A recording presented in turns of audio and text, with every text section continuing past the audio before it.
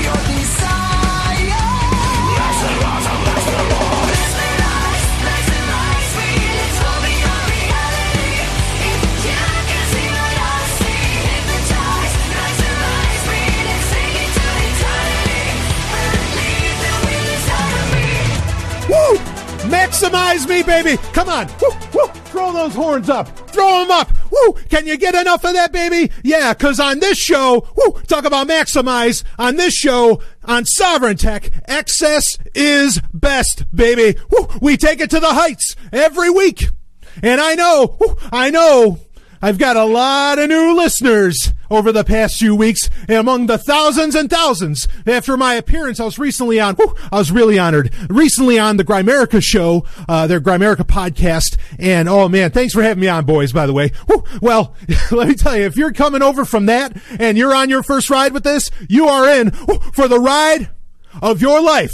You trust me on that one, baby, because there is nothing else in the world like Sovryn Tech. Nothing else like the Golden Stallion, the Man of Tomorrow, Savzu, the Rated R radio star. Open this baby up with a little, oh man, one of my favorite bands of all time, and they've only been around a few years. Amaranth. Oh, are they something else? In fact, the lead singer, she is, all right.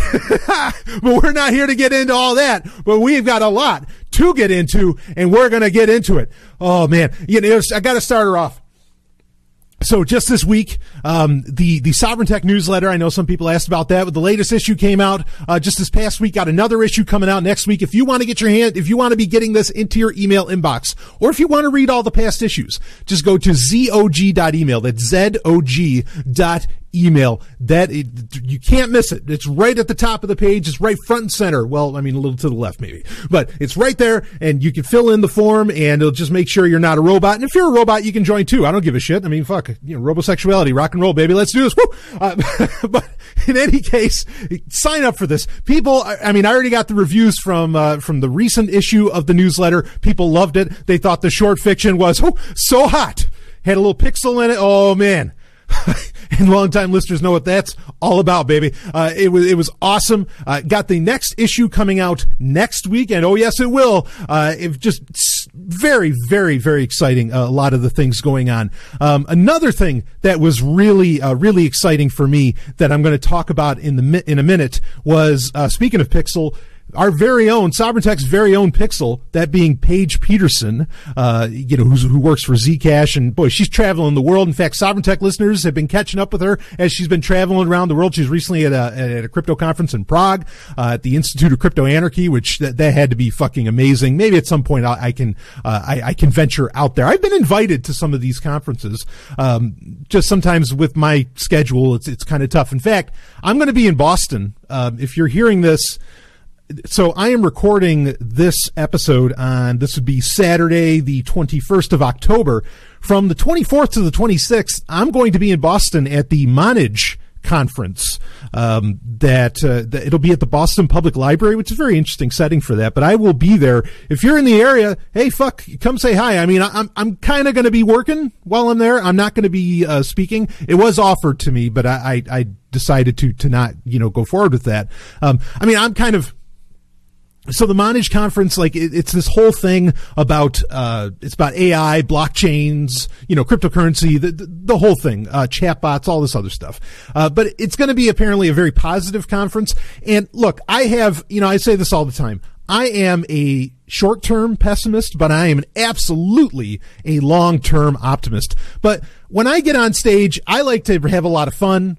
I bring on a bit of the sexy, as far as subjects go. And I can be a bit fire and brimstone. I'm sure that doesn't surprise anybody, but I can bring that on. And so I don't think I'm exactly a fit for it, but there's going to be great people there. Tatiana Moroz is going to be there. It's just, that's just one name amongst a ton that are really, really intelligent people. So I'm excited to be at that. But I want to talk about like I said, Pixel, that being Paige Peterson, she held in New Hampshire. She held the Nashua Crypto Party, I think is the official name for it. I put a link in the show notes if you want to check it out, because there's going to be more of these. And we had one, but I'll talk about that in a second. Real quick, I want to read something. This is from the Sovryn Tech Uncensored Facebook group, and if you want to join that, there's a link in the show notes. You have to friend me on Facebook first because it's a secret group, and then I can just private message me and I can get you in there. But that's the sequence within which to get into it, and it's a very active group, and people really love it. I still get so many people that tell me it's just their favorite page on the internet, for fuck's sake. It's the only reason they're on Facebook, which I'll admit. Please, if you're willing to leave Facebook, leave.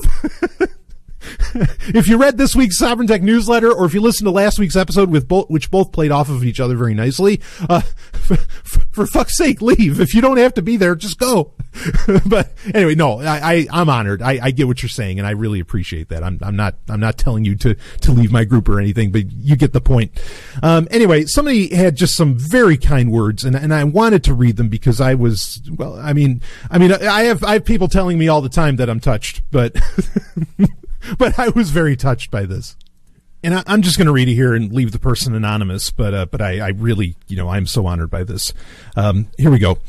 I was trying to come up with a list of content producers that regularly challenge my deeply held beliefs in interesting ways. It was a short list. Brian Sovryn. I take in content from all over many spectra, but they mostly reinforce my existing beliefs, gloss over points of disagreement, or make assumptions I cannot follow. Brian is the only one that regularly articulates points of disagreement that resonate. I also find him entertaining and informative. Thanks, Brian. And wow, no, thank you. And I mean that seriously, like, thank you all the way. That means the world to me when I get that kind of, when I get I get emails like that, here and there. Certainly get plenty of hate mail as well. But that just means the world to me. And thank you so much, for saying that. And look, I say this all the time as well. Listeners to Sovryn Tech, we don't, and I know most of you don't. We don't always agree. You don't have to agree with me. I'm not asking you to agree with me. I'm not even forcing you to listen to me. Okay. But as long as we can, have the debates, have the conversations, get these ideas out there without getting, pushed away, shunned out, whatever, shut down, then great. Let's do this. Let's enter the arena of ideas, and, we can be gladiators within that. Are you not entertained? Are you not entertained? Right? And just have a good time, because I love to have a lot of fun when I do this show. So you don't have to agree with me. I don't expect everybody to agree with everything that I'm saying. Okay. And I say this another thing I say all the time. Boy, we're going down the greatest hits of Stallion sayings. Okay. Look, the reason that I started doing this show, and that I still do this show, is because my opinions are not represented. So I will represent my opinions. You can agree or disagree with them. Some of you find it refreshing even when you disagree, and I'm so honored by that. And so, enough of it all. Let's start talking about the news for this week. Well, of course, like I said, first we do want to talk about the Nashua Crypto Party. This was incredible for me to attend.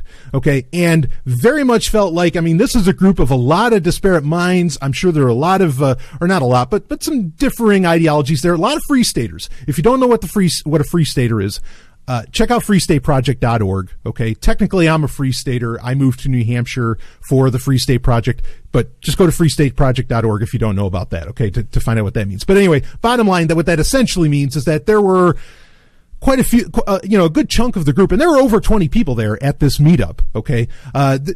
That the bulk of them were either libertarians or anarchists or something like that.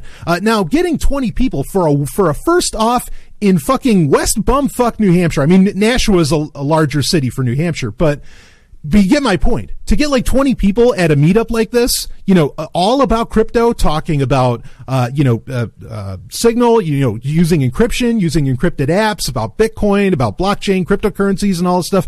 To get that many people like at a first meeting, that's actually very impressive. You have to understand. Even in the 90s, when we would have, and I'll talk about this. Back in the 90s, when I would go to, cypherpunk groups, and I would go to key signing, parties, or what they would call key parties, not like there's that other kind of key party, right? That I sure as fuck love, where somebody's taking home somebody else's keys, you know what I mean? And you're going home with anyway, sorry. But a key signing party where you're checking each other's secret keys, to make sure that there's not a man in the middle attack with whatever, encrypted messaging you were using, in that case, back in the day it was PGP, but, those kind of meetings, you're lucky if you had 10 people, unless you went to New York City, then you'd have kind of a critical mass. But But anywhere else outside of, say, New York City or a major city or Silicon Valley or something, you'd be lucky if you'd get 10 people. We had over like 20 people. I mean, it was full, and it was at Make It Labs, in which I didn't even know that was there in Nashua. So, this is the right stuff. And it's so exciting to see this kind of thing happening. It sure is fuck exciting, to see it happening in my home geographic area, that being New Hampshire. I mean, it was awesome. And everybody had great questions. There were people getting set up with VPNs. Everybody was, they were setting up using Signal.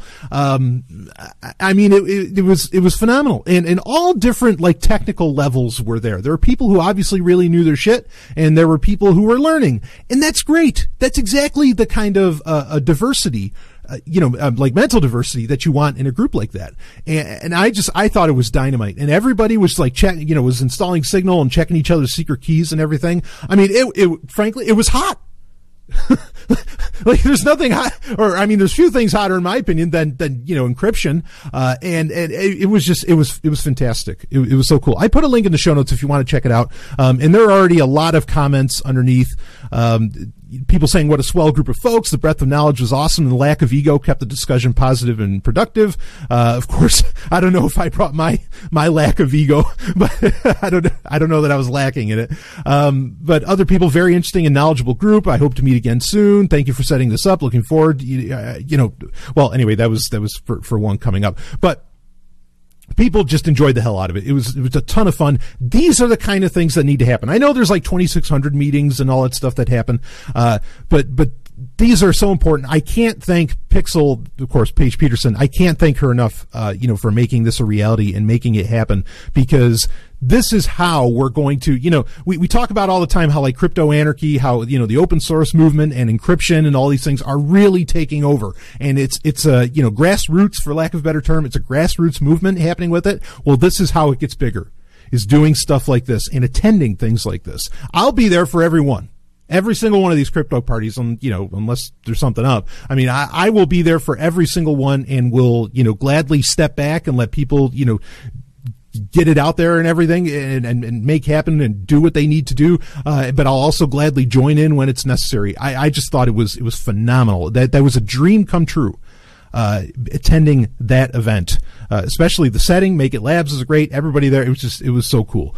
Now let's change it up. This week, on actually Tuesday, is October 17th, Microsoft released, of course, it's kind of like, why would you talking about how cool cryptography is, and then suddenly you're going to start talking about Windows? What the fuck? Yeah, right? Anyway, please indulge me. So Microsoft released their latest update to Windows 10, which of course they do this biannually, or right? Is that or whatever? They do it twice a year. And these are, when they come out with these, some of these have, ever since Windows 10 came out a couple of years ago, some of these have been larger updates, some have been smaller updates, to where there's a lot of changes, sometimes there's not so many changes. But under the hood, in a very real sense, you are getting twice a year, you are getting a completely new operating system, really. They keep calling it Windows 10, but really at the end of the day, it's a completely new operating system. And you can tell based upon the way the security patches work for all of them, you can really tell that that's the mindset that Microsoft, intentionally has as well.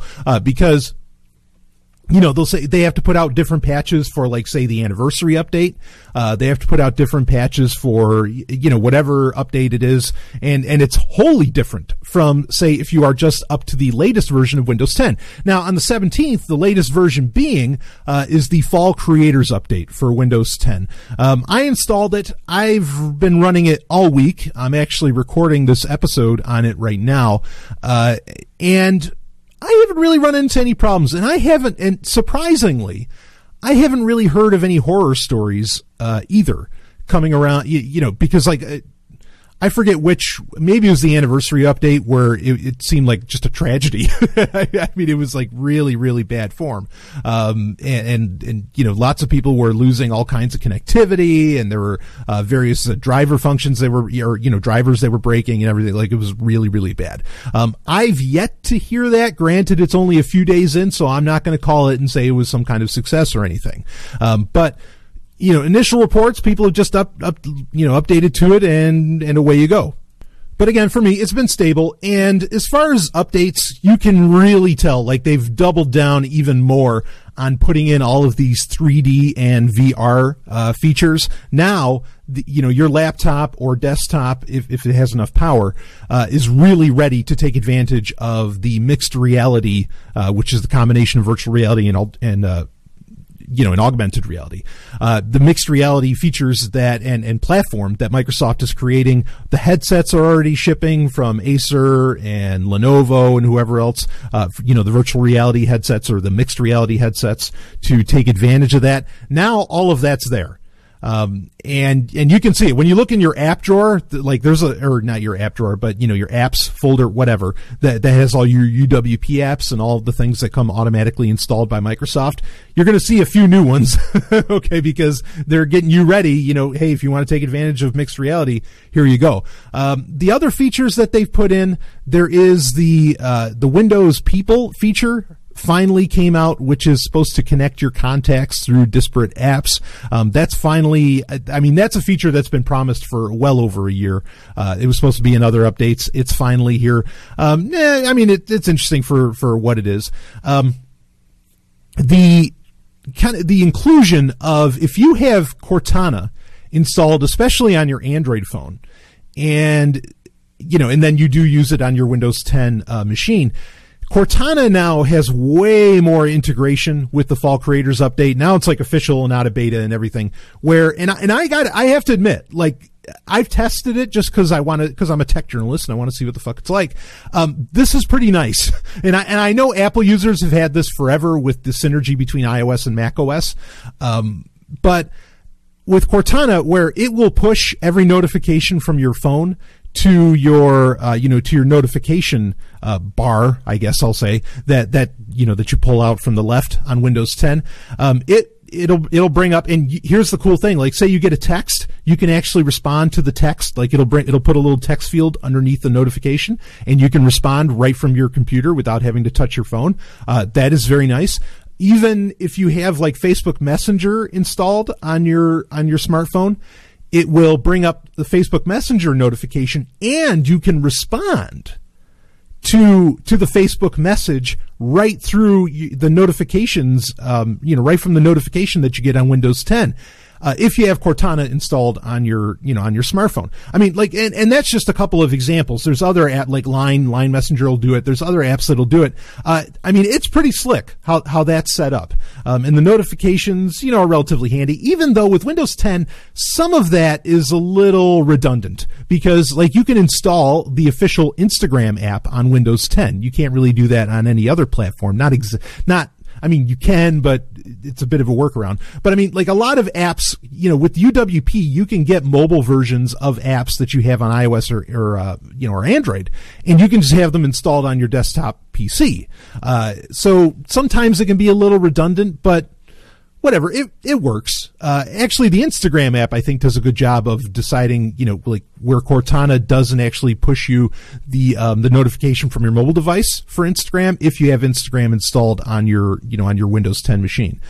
So not too bad there. Then there's the continue this on PC feature, where it allows you to, like, send, say you're looking at a website on your mobile phone, it allows you to send it to your PC, like as a notification, which there have been apps that have done this in the past that weren't, that were like more platform agnostic. They were more cross-platform than, having to use Windows 10. Okay, so, but it is kind of nice to have Cortana and what's built already and already installed into Windows 10, able to do that.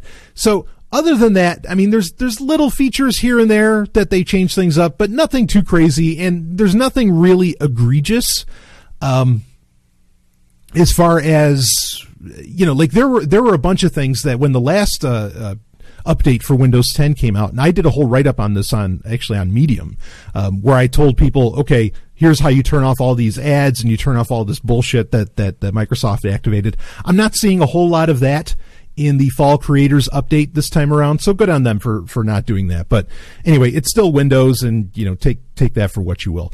So I'm largely, it's not there's ways in which it feels like a major update, and there's ways where it really doesn't. So the Fall Creators Update, go ahead and install it if you haven't yet. There's no guarantee that your computer's going to work beautifully outside of it. Microsoft does do like a slow rollout based upon what hardware you have as to whether or not they're going to automatically give you Windows, or, automatically update you as part of its automatic updates to the Fall Creators Update for Windows 10. But if you want to just try it and, roll the dice like I did, you can automatically, or there's a website you can go to where you can install it instantly. There's like a little piece of software, Windows Updater, that'll let you do it. So anyway, let's move on to some other stories. Actually, this one's kind of related, I think. So Samsung announced this week that now they have this, what's called, for their Galaxy line. Okay, and it's more or less for the entire Galaxy line of smartphones, like the Note 8, the Galaxy S8 and the S8 Plus, and I don't know what else would get included in that, but anyway, but for their Galaxy line, they have this dock which they call DeX, D-E-X, and this dock is now being updated, or your phone's going to be updated to where when you are connected to this dock, which works like Windows Continuum, which, if you remember that from Windows 10 Mobile, which we've talked about, is pretty much dead. Continuum was this idea that, which means Continuum's dead too, by the way. Continuum is this idea where you could plug in in the case of Windows 10 Mobile, where you could plug in your Windows phone to a keyboard. You'd have a dock and you'd put it into the dock, and that dock would connect to a monitor, mouse, keyboard, all of that. And it would turn into a desktop PC. It would turn into a desktop computer effectively, or at least a desktop environment. Samsung is doing the same thing with something they call DeX, and they are going to update it to where it runs full Linux. What it did before was just turn if you connected it to a monitor, of course you would, it just turned it into like using an Android tablet on a monitor with a keyboard and mouse, which is kind of nice. I'm not opposed to that, and these are old ideas. Ubuntu, with their Ubuntu phone, originally wanted to do this sort of thing. And of course, like I said, Continuum itself was, going to be supposedly the successful version of that. Unfortunately, that didn't exactly happen. I still think there might be plays involved with that, but that's another story for another time. Nothing serious, because now obviously Microsoft is going all in on mixed reality, it appears. But anyway, so Samsung's DeX platform, and dock, that you can connect, now you'll be able to run full Linux. And the argument goes is that probably the reason that they didn't want to, that just using Android wasn't enough was because, Android can't really fill a whole screen very well. And we see this, there's been all-in-one Android desktops that have been sold, and they don't sell. They've been offered, but people don't really get into them and buy them. It's not that compelling a platform for a lot of people, which is probably why Chrome OS, that's why Google went in the direction of integrating Android apps into Chrome OS. But anyway, I could picture this. So having a full Linux desktop and just plugging, really Samsung, like I said, is copying Ubuntu phone at the end of the day. So is everybody, but they were, and Ubuntu phone's dead. I'm not like praising it or anything, and it might be dead for good reason. Okay, but this DeX dock, this is an idea that I kind of like. I actually would rather it be in the watch form factor, just because, well, that's another conversation for another time. But regardless, I like this idea of, you have this one device that can just handle different form factors and different environments that it gets put into. I wouldn't be surprised if Samsung makes some kind of deal with, now that we know that Windows 10 can run through emulation, but with native processing power. Now that we know Windows 10 can run on ARM processors, which is exactly what, Samsung uses for their Galaxy line, I wouldn't be surprised if Windows 10 comes to Samsung phones. They'll still run Android, right? But then when you connect it to, a dock, when you connect it to a DeX dock, DEX, then you could have an entire Windows 10 machine in front of you. I could really, really see that happening in that's a prediction on my part, that's going to come down the pike, for a few reasons. I could see that going down, but, I think Samsung is really trying to hedge its bets. It's also, and here's the biggest hint to this, but I think Samsung is hedging its bets against Google. And right now Microsoft and Google are kind of, back into attacking each other here and there. But it was a shock when, speaking of mixed reality, and we talked about this, that at that mixed reality event that Microsoft held, was it last week or the week before? It was a shock that Samsung made a Windows mixed reality headset. Like, what the fuck? They were one of, they made Gear VR. They're one of the major mobile platforms for virtual reality. What is this? Well, here's the thing. If your Samsung Galaxy phone can effectively run, can run Windows 10, well, then, yeah, they want a headset that they can sell you when you're going to go into Windows, mixed reality, Windows MR. So it makes sense. And I think that that's a much larger play where they're trying to be kind of the hardware that, because Samsung has backed off of its own personal, software efforts, shall we say, like, Tizen and all of their own little apps that worked on, Galaxy phones like Milk Music or whatever else. They've been shutting those down pretty much across the board. Maybe they just want to be the hardware company that Windows 10 and Android, work on. And we know that you can dual boot. We've known this for 2-3 years now, where Microsoft themselves had tested, how well can you dual boot Android and Windows 10 on one phone. And they've actually made it available for some phones to be able to do that. And it works fairly well, to do it. And so, yeah, this is something that's long been in development and is very, very interesting Trojan horse, to kind of have this synergy. What this will mean when it comes to Samsung, what this will mean as far as like Bixby versus Cortana, well, that's another story. But there are a lot of unique, apps that exist between Samsung, between a Galaxy phone and between a Windows PC. That like specifically exist as far as UWP and then as an Android app that can communicate with each other. I think there's a much, much larger play, going on here overall. But I love the idea of the Dex dock where you can, dock your phone and it turns into a full on desktop environment. I think that's really cool. Just a very, very slick idea. So anyway, let's get on to some other stories. And speaking of Facebook, oh man. There's not a whole lot to say on this. I find it ironic. I find it funny. Facebook is going to, they started this month. They're testing it out. They are testing out subscriptions, like literally charging you money for access to instant articles. So instant articles is this idea of, say like a TechCrunch. I'm just giving out examples. I'm not saying that they use it. TechCrunch or the New York Times or Wall Street Journal or people like this, these news sources, these popular websites where they can host their stories, their content natively into Facebook. And so when you click on it, say on the Facebook app, it'll instantly show up. That's why they call it instant articles. Google has the same thing with the Google AMP program. That way it's not, because one of the biggest problems with looking at websites, aside from a small screen, one of the biggest problems with looking at websites on a smartphone is that usually there's 10 billion apps or ads that start showing up. It can be very slow, from the data connection, whatever else. And so Facebook, a couple of years ago, started this whole instant articles thing, which I thought was kind of dying off. Maybe now this is their attempt that, okay, this is the only thing we can do to revive it, is that these companies, Wall Street Journal, whoever else, they need to make money, off of doing this. And so they are going to charge people a subscription fee to get access to, these instant articles, and make that work.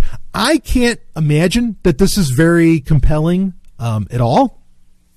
In fact, I would be very worried because this is history in a way repeating itself. I have another point I want to bring up, but this is a way of history repeating itself. America Online, which Facebook is maybe the best America Online might be the best corollary to Facebook as far as like comparing, a trajectory and path. And it's another reason why I think, look, folks, Facebook really can die because America Online sure as fuck did. AIM just died. It's dying in December now. Like AIM is all over, as to where there was a time where AIM was as ubiquitous. Granted there weren't smartphones, but AIM was as popular and as widely used as Facebook Messenger. Like it's amazing just how similar the paths of AOL was to what Facebook is going through now. And with instant articles, so AOL back in the day, they originally were, I think they might have even paid various news organizations, hey, yeah, host your stuff on America Online. Post it only on America Online. This is going to be a great thing for you. If anything, it was free for them to do.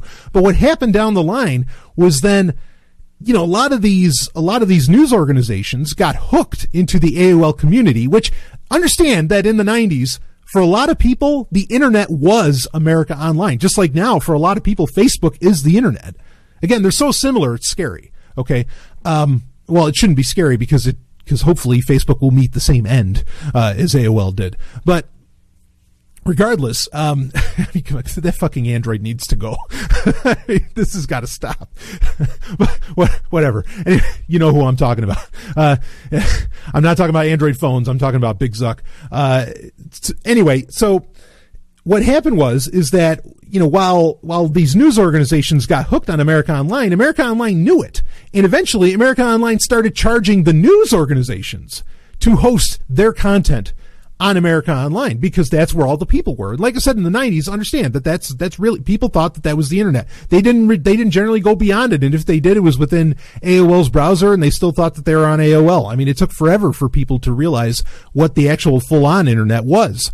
There were a lot of people that used the internet outside of AOL, and it was the same thing, right? Like, when I was in high school, people would ask, "Oh, do you have an AOL account, or do you have do you use AOL, or do you use the internet?" Like that was the way you would get asked about this shit. Okay. That's how powerful, America Online, was. And just like people who rightfully brag, and I applaud you, the people that brag about not having a Facebook account, you would, at the time in the 90s, you would brag about not being on AOL. It's like, no, I'm on the Wild Wild West, baby. I'm not on AOL. Fuck you. And it was, that was kind of the cool thing. And if you were a heavy AOL user, please, I don't mean to insult you, but I'm just trying to give you the understanding of what the cultural landscape looked like at the time, in the 90s. Now with Facebook, so anyway, I could see this happening where, yeah, Facebook is trying to incentivize these companies to, use instant articles and everything. But if they get people hooked on it, and if, Facebook's already, the major platform on the internet, they could start charging, like Wall Street Journal could be making money off of instant articles, but then, holy shit, Facebook will just turn around and start charging them to even host their shit on there. And, this is the problem when people don't pay attention to history. They don't see what can come. I get it. Some people accuse what I talk about on this show. They say it's FUD, fear, uncertainty, and doubt. No. I give you historical corollaries. I give you examples of, now, granted, the history doesn't have to repeat itself. I understand that, but I'm not just speaking out of my ass. I'm not just bringing up unfounded fears. These things have happened before. They can happen again. I would not host my shit on Facebook's platform. I just wouldn't. I don't even, like I said, I don't want to get in this argument again, but yeah, like I have a Facebook group now. Okay. I am totally prepared for the day when that gets taken away from me. And honestly, I don't even give a shit. Like if that kind of happens, and then we'll just have to figure out where we go from there. Okay. But I'm not going to bank my audience on Facebook. Not a fucking chance. No way. I'll keep everything that matters independent. That's why I have a newsletter. It's why the show gets hosted elsewhere. I'm not using Facebook's audio horseshit. I make sure this stays as independent as possible. So anyway, let's get on to another bit of business here. Well, this is kind of good news. F-Droid, speaking of Android, F-Droid, which is the independent app store, an app repository. It's not really a store because they don't sell anything. All the apps are open source and totally free. F-Droid, it's f-droid.org, which I've recommended for years. And actually at the Nashua Crypto Party I was talking about earlier, F-Droid came up and a lot of people started installing that, which I thought was cool. That is now in version 1.0. It's finally out of beta. And there's not a ton of huge differences, but it's great that this project continues on. There were some worries. I had some worries in the past few months that it wasn't going to, but no, it is going forward. It's up to version 1.0. They added in version 1.0, one of the major features that it did add is what it's called privileged extensions, where effectively it allows for updating of apps in the background, just like the Google Play Store does. So that's very nice. The less that people have to do when they're using F-Droid and the apps available in F-Droid, the better. So understand F-Droid is kind of, speaking of Wild Wild West, it's kind of a wild Wild West of apps available. Some of those apps, they're open source, but don't let that make you think that they're instantly secure or better or something. Some of those apps in there, can be problematic, but regardless, I think it's cool that this is a project that continues on. One of the great strengths of Android, and to some degree it can lead to a weakness, especially in other countries where other alternative app stores are very popular. But one of its great strengths is that you can have alternative app stores that allow you to, you can install all kinds of wacky shit, and this gets used in countries where there's like real tyrannical control, and certain apps like ride sharing apps and other things aren't allowed by the government in the country that you may happen to be in, and so the Google Play Store can't have it, but then they just create alternative app stores that you can install. So like I say, it can be a strength, but also, if there's like a malicious app involved, it can be a weakness too. I want to admit to that. Anyway, so let's, all right, next story. So really cool. I mean, that's a major, there's some speed updates with F-Droid and all that, but look, that's great. I'm glad F-Droid, is still serious as a heart attack. But let's get on to our next story. And this is one that's going to lead well into our story of the week after the break. And that is, well, here's the headline from Gizmodo, and this is from just this past Wednesday. Scientists just found the perfect spot to build an underground colony on the moon. And what they found, and this is using two systems that they'd set up, Selene and Grail are the names of them. I'm sure there's no interesting reason behind that name, Holy Grail. But regardless, and this was in concert with JAXA, which is Japanese NASA, effectively. But in a very large part, Marius Hill, particularly that region of the moon, they proved now, I mean, it was theorized before, but now it's proved that there are lava tubes, which are these, kind of these giant caverns that will happen on any kind of, any planetoid, any celestial body. Okay. Well, almost any that it'll happen on. It's not a guarantee that it'll have it. Where, whatever went into shaping, this, planetoid will, or, this astral body. I shouldn't say astral, celestial. But anyway, that went into it, like where the magma will release and where there'll be like a pressure release and everything, it creates these lava tubes. Now on Mars, they found these too, that there are also lava tubes there. And it's true, because these will instantly, often they'll go meters deep and they will protect you from, like, say if a planetoid doesn't have any kind of atmosphere or anything, this is some pretty instantaneous protection from radiation and a lot of other things that would be coming from the sun, particularly in our solar system. So this is pretty cool. The reason that I bring it up, though, is look at how quickly, and this plays on a theme we've been talking about on Sovryn Tech pretty much throughout 2017. Look at how quickly suddenly there's all this news and good news and other news, and Russia and NASA are working together to build the Deep Space Gateway, and and I mean, like, all the stories that we've been covering on Sovryn Tech throughout 2017. Just how quickly suddenly, all these perfect things are coming together to where, shit, yeah, we could set up a base on the moon, no problem. I mean, like, things that had just been theorized for decades are now finally, we can do this. We can do this. this is going to happen. And it just points more, and I'll save the rest for our main story this week. It just points more at what I've been saying. Private individuals will be hitting up space, will be going to space within, in my opinion, within the next 10 years, within a decade. This is happening so fast. The news is constantly coming out so fast that, hey, we're going up. We're going up. We're going up. We've got it. We got this licked. Okay, next. We got this licked. Next. Okay, yeah, we made this alliance. Let's go. Next. I mean, it's happening. Like, this is really, put up the meme. It's happening, baby, because it is. and it's not just promises anymore. Now it's like, oh no, this is here. Oh shit, this is real. Blah blah blah. And it just, the stuff just, the case keeps building up. Anyway, we'll be right back with some more Sovryn Tech, baby. Whoa, let me tell you something I'm excited about. We've got a new Sovryn Tech sponsor, baby. Can you get enough of this action? And I am so excited for this one. This is one I have been dropping hints of for some time.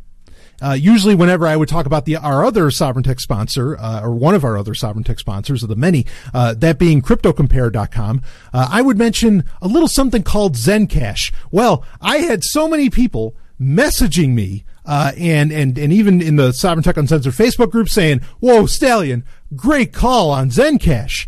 Yeah, and this is something, I mean, I didn't have any kind of inside track. I just knew, I heard about this project, and all I could think was, wow, this is really, really exciting.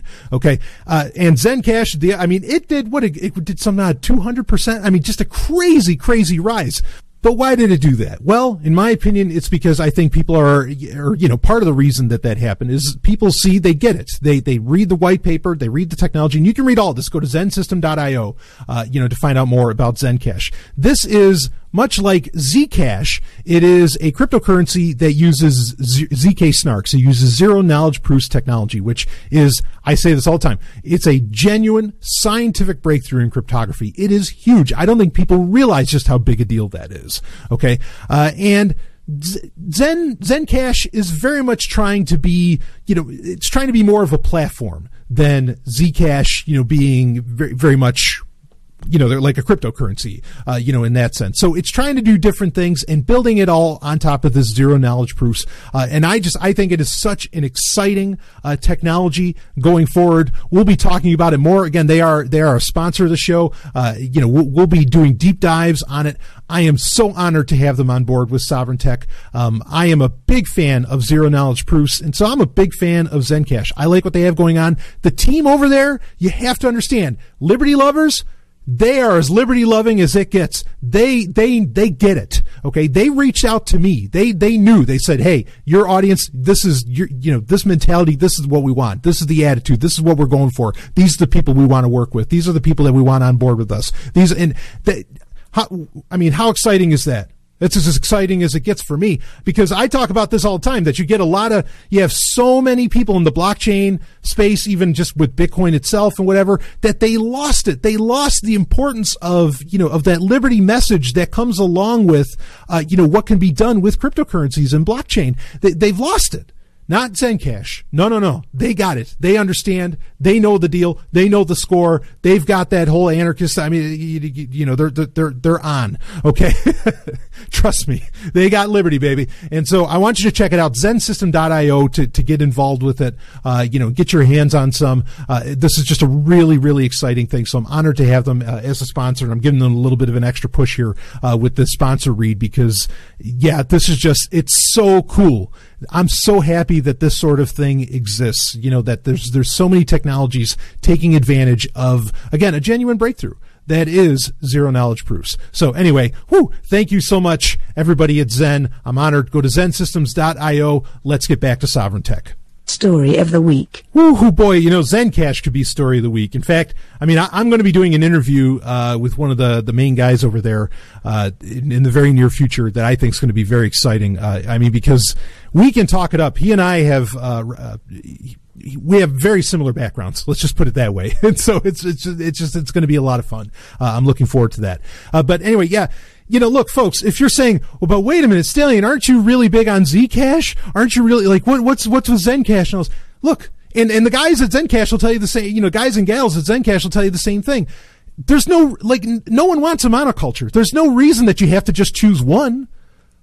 Why do you have to only, say, invest or get interested or put your time into or excitement into only one cryptocurrency? In my opinion, that mindset just doesn't make any sense to me. It never has on this show. Okay. I'm very particular over what crypto I do get excited about, and I hope my reputation stands on that. But when I do get excited about it, well, I got the messages from you. I got the messages from all the Sovryn Tech listeners that were just like, holy shit, great call on this. And so, yeah, I'm still fully supportive of Zcash. I'm fully supportive. I love what's going on with Zencash. I dig Monero. You don't have to, I really, guys, gals, Z's in the Sovryn Tech audience, you've got to explain it to me. You have to explain to me why you can only be a fan of one, because I don't understand it. Give me the use case. Don't say, well, because if our mind, if we're trying to concentrate on multiple currencies and all that, we're all the, the main currency that could really take over, say like Bitcoin, whatever, it's going to falter because we're not giving it enough concentration and all that stuff. That's ridiculous. There's 7 billion people on the planet, and we can't all work on different shit? I think that's called division of labor last time I checked, and that's a libertarian principle also last time I checked. I just don't understand. I'll never get that. Okay, so I am so honored to have Zencash on board, and I still love all the other cryptos that I've ever listed off. Litecoin, Bitcoin, I love them with all my heart. But guess what? Love's an ocean, not a bathtub. I don't have to just pick one. I can love a ton of them. So anyway, woo! Let's get on to our main story. Let's get back on track, because we're going to talk some more of one of my favorite subjects on Sovryn Tech, and that of course is outer space, baby. And here it is. This is actually a press release from the United Launch Alliance. This just came out October 17th, same day as the Fall Creators Update. Well, hopefully these things aren't running on Windows, but anyway. By the way, there's a great Zencash wallet. I use if you're going to ask me that, like out of the gate, I actually use the Eleos wallet, ELEOS. I use that for Zencash, and I'm very pleased with it. Anyway, so this is a press release. I'm going to read a little bit of it here, and it's Bigelow Aerospace and United Launch Alliance announce agreement to place a B-330 habitat in low lunar orbit. What is this? Now, pay attention. Lunar orbit. Oh. Reading here, Bigelow Aerospace and United Launch Alliance are working together to launch a B-330 expandable module on ULA's Vulcan launch vehicle. The launch would place a B-330 outfitted module in low lunar orbit by the end of 2022 to serve as a lunar depot. Quote, "We are excited to work with ULA on this lunar depot project," end quote, said Robert Bigelow, president of Bigelow Aerospace. I want to talk about him in a second.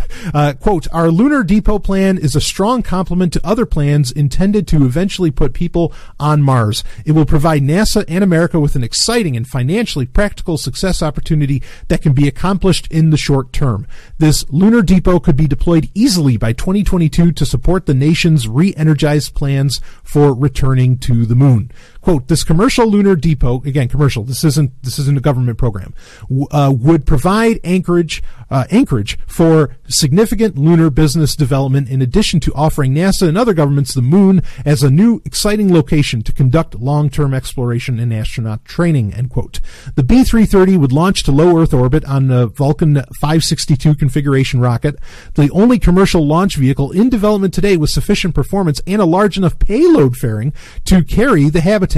Once the B-330 is in orbit, Bigelow Aerospace will outfit the habitat and demonstrate it is working properly. Once the B-330 is fully operational, ULA's industry-unique distributed lift capability would be used to send the B-330 to lunar orbit. Distributed lift would also utilize 2 more Vulcan Aces launches, each carrying 35 tons of cryogenic propellant. Anyway, it's going to get into a lot of that. But bottom line is that they are setting up this is kind of like an inflatable thing, okay? And it's the concept like space hotels that, remember, a lot of Japanese companies were very interested in talking a lot about in the 80s, even though they never really had any concrete plans, and they never genuinely had the independent payload lift ability, as in they never had the independent rockets that weren't government run effectively, to even be able to dream of setting that up and plan for it on their own schedules while working around the schedule of some government. So United Launch Alliance and Bigelow Aerospace have solved this problem. No, we're going to get there independently, and we'll set up a lunar depot because the government is being so goddamned ass slow that, they can catch up with us. When they're done, maybe they can use it. Now, of course, I'm an anarchist. I don't want any government involvement in anything, but I get it. If anything, if I was, and I wouldn't put this past, understand, Robert Bigelow, the CEO of Bigelow Aerospace, I want to talk about him. I wouldn't put it past him that in that press release, they specifically mentioned, we can let governments use it, to just rub it in their fucking face and say, you sons of, just get right in at them and say, oh yeah, you won't get us to space. We'll do it our goddamn selves. Now, this is a huge point. And I'm going to talk more about Robert Bigelow. This guy's kind of a maverick, okay? This is a very, very interesting character. Robert Heinlein, okay, who is obviously most people listening to the sound of my voice, I know I have a ton of science fiction fans out there, know who Robert Heinlein is. Moon is a Harsh Mistress, Stranger in a Strange Land. I mean, just go down the list of, the hits, Starship Troopers, whatever. He had been, so Robert Heinlein is one of the members of kind of the golden age of science fiction authors. And his contemporaries, including, personal heroes of mine, like Harlan Ellison, Isaac Asimov, and some others, just think of all the classic names, James motherfucking Blish, even though Blish wouldn't have been so hard on Heinlein. But some of these other guys, Damon Knight, I mean, you just go down the list of them, Robert Silverberg, whoever. They would insult, or even Arthur Clarke, they would insult very much Heinlein for Robert Heinlein constantly promoting the idea that it was going to be private industry that would take us to the stars, that it would be private industry that would get the common man, quote unquote, into outer space. And for a long time, it was tough to debate, these other golden age science fiction author contemporaries, because it looked like, no, the government was actually going to be the one that did that job. Never exactly happened. I mean, other than, trying to get teachers into space and, other things. Okay. But it never exactly happened. But now we're finding out that, well, really the government never really took us up into space. I mean, minus a few individuals. It never really took the average person into outer space. And I think that with the efforts of Jeff Bezos with Blue Origin, Musk to some degree, maybe even like Richard Branson, even though his plans seem to have continually faltered with, Virgin Galactic. And now Robert Bigelow, no, they are going to be the ones that will end up taking us to space. And Bigelow's making it very clear, this is how you're going to get to Mars. You'll just do it through us. You don't have to worry about any kind of, government program or anything. And now Robert Bigelow is very interesting because this guy's got a mouth on him. All right. He will make some very, very wild claims. He's been on, I mean, this will kind of tell you the story alone right here. He's been in recent years, I think it was back like in 2013, he was on Coast to Coast AM. That show, George Norrie, right? The old Art Bell. He was on Coast to Coast AM. And he said, I think extraterrestrials have been to Earth. Now, I don't agree with Robert Bigelow on that. I don't think aliens have ever been to Earth. Okay. But regardless, this is a guy who's not afraid to lay out some kind of crazy shit. I mean, he has some wild ideas. And, he's got the money to back a lot of this stuff up. So understand that Robert Bigelow is also the guy, he owns the hotel chain Budget Suites of America, which owns a ton of, you might not recognize that name, but you'd recognize the names of all of the, hotels and motels, that fall under that parent company of Budget Suites of America. And he made it very clear. I remember listening to him on Coast to Coast, and he made it, super, super clear that the whole reason, that he got involved, in the real estate business and in the hotel business and all this different stuff was so that he could get the resources, he could make the money to be able to start doing, space tourism. Okay. And fucking right. Good. Yeah. Do what you got to do so that we can get to this future. I mean, the project that we're talking about now that he's doing with the ULA, that's going to be about a little over $2 billion, to pull this whole thing off with the Lunar Depot. That won't be the only thing, but understand because it's the Lunar Depot, we're talking about the moon here. This isn't just something hanging around like the ISS. Okay. I mean, this is really, really exciting shit. And I think he can do it. I think he's crazy enough to pull this shit off. And you have to have that kind of crazy, and you have to have that kind of crazy that doesn't rely on government, which is why I don't get excited about Elon Musk, because Musk is such a government welfare queen. He takes so much government money. I mean, he is under their thumb, in my opinion. I don't see him as rogue or rebellious or anything. As to where guys like, Bezos, I have my own problems with Bezos. Bezos, I think, is totally legit in getting people into space. I think Bigelow is totally legit in getting people to space. This is one of the most exciting announcements I've seen in a long, long time. And it's really cool that it happened. It coincided, like this is just, coincidental marketing, but it's beautiful when it happens. When scientists around the world announced discovering, the kilonova, which I won't be talking about this week. But that's a fascinating, bit of astrophysics, really to talk about as well. So, but I think that this is so cool that this is happening. And these are, and look, you can do this for under $3 billion because we're talking about like these inflatable habitats, which have been, these have been theorized, mapped out, planned out even by NASA itself for 40 years. These are ideas that, yeah, okay, they haven't been practically implemented in space, obviously, but as far as everything on the engineering side, on the drawing board side and all that, yep, shit can go wrong from that, no doubt. But this has been hammered out for decades. Like, this is as practical. There's no need to invent some new kind of technology for this shit to go up. We don't need space elevators. We don't need all this other crap. This is just something that can happen. And once you get, enough people up there, eventually you get a critical mass, and then the dream comes true. One of my dreams, anyway, that humanity becomes what it should have always, what it's meant to become. And that is, at the very least, a 2-planet species. A multiplanetary species. It's what we're meant for. We're so goddamn adaptable. Like, I dare say, and I don't like to say this sort of thing usually, but I dare say it's right in our genetics that we're meant for this sort of thing. And I think that's so incredibly exciting. So good on you, Robert Bigelow. Do it, baby. just do it. At least me, I don't know if the rest of the Sovryn Tech audience, but at least me, I'm fucking rooting for you. Let's do this lunar depot. Folks, like I said earlier in the show, this shit's happening. 2022, he's saying he can have this done up. I said within the next decade we're going to have a lot of this. This is before I knew any announcements or any of this stuff. I've been saying this all year long. It is happening. Get fucking excited. This is good news. Good times. Woo! Let those good times roll. Space Hotel, baby. Oh. Can you imagine getting it on 0G? Woo! Let's do this anyway. I'll be right back with some more Sovryn Tech. Woo!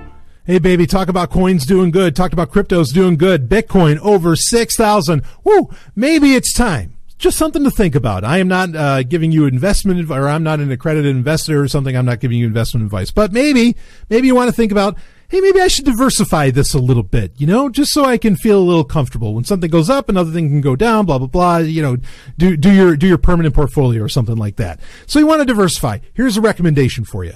Okay, just a recommendation, friendly one. Go to Roberts & Roberts Brokerage, get your hands on some gold and silver, maybe platinum and palladium. Those are ones people don't think about often. They accept Bitcoin. They are a Bitcoin preferred business to get your hands on those precious metals. What I call that cold, it's that real cold storage, right? It's that offline storage of value. Maybe you want to diversify up a bit. I don't think that that's a bad idea at all, especially with the present rise going on. Jump on this. Go to Roberts & Roberts Brokerage. They're going to get your hookup. They got coins. They have all the things you could want. Incredibly fast service. Just customer-friendly service. They'll even buy off of you if you want to sell perhaps some gold and silver. Okay, you want to do this. You want to take advantage of this. Go to rrbi.co. That's the website. rrbi.co and get your hookup. And believe me, they just, I'm going to tell you straight, they just re-upped with Sovryn Tech. Okay, they re-upped because they believe in what Sovryn Tech's doing. In fact, the lead guy there, Tim Fry, he's been on the show. Talk about a sweetheart. Talk about a guy that gets the whole thing. The liberty, the geekdom, the whole business. He gets it. All right. You want to work with these businesses. I mean, do you know what it takes for an organization or a company or whatever to want to support Sovryn Tech with the shit that comes out of my mouth? Yeah, you want to do business with these people. Go do business with Roberts Brokerage. Let them know that the Golden Stallion sent you. They're going to know what you're talking about. You want to get your hookup. Take advantage of these great price rises and everything else that's going on, and do it. Go to rrbi.co, and I thank them for re-upping and for sponsoring for so long Sovryn Tech. Let's get back to the show. Hack sick. Boy, we never have time to cover everything, do we? This is why we got to get to the point where I can afford to do 2 episodes a week. We're getting there. Got a lot of new patrons. If you want to become a Sovryn Tech patron, that's another way, okay, to really help out the show, because we're building something very special here. And people that have been on for a long time, they know. They get it. And people that have just come on, they're already feeling it. So, become a patron. Just go to sovryntech.com, SOVRYN tech.com, and you get access to hundreds of hours of new content, of exclusive content that's exclusive to Patreon. You get to be a part of the Q&As and everything. We got our live Q&A that's going to be going on tomorrow. I'll be live and in color on video, baby. The Golden Stallion all over you. It's going to be amazing. So anyway, if you want to become a patron, you want to get access to all of that content. I mean, literally hundreds of episodes. You want to do that, just go to sovryntech.com. That'll take you right to the Patreon page. Anyway, wow. You may not want to do that over Wi-Fi though, because a very, very serious flaw dropped just this past Monday. And again, we are recording this on October 21st, 2017. Yeah, just this past Monday. Holy shit. I mean, everybody was talking about this. So, interestingly, this is I'm of two minds on this. Like, it's funny what they called this exploit. but then also, like, it's the worst name ever, because technically any kind of malicious action against a network, computer system, whatever, is called a crack. Okay, C-R-A-C-K. Now, this flaw that was found in WPA2, the protocol, WPA, the wireless protocol, which everybody pretty much uses to secure a wireless network. I mean, like, understand, WPA2 has been the standard, and there hasn't been a flaw or concern really for over a decade. For probably like 12 years, ever since WEP finally died. I mean, WPA2 has been it, and nobody's really had to talk about it. I mean, wireless, nobody really, I've raised some concerns, and I'll talk about those as we go into this, but nobody's really raised any concerns. So this is really huge, but they called it crack. K-R-A-C-K. And honestly, like, if I was going to, or I should say frankly, honestly means that at some point I'm lying to you or something, which I don't. But frankly, if I were to name, like, if there was something bad enough, okay, if there was some kind of exploit that was so bad that you would just give it the ultimate name of crack, you'd give it that grand title of, being the champion of all. This would kind of be one of them. This is a candidate. So yeah, this is crack. K-R-A-C-K.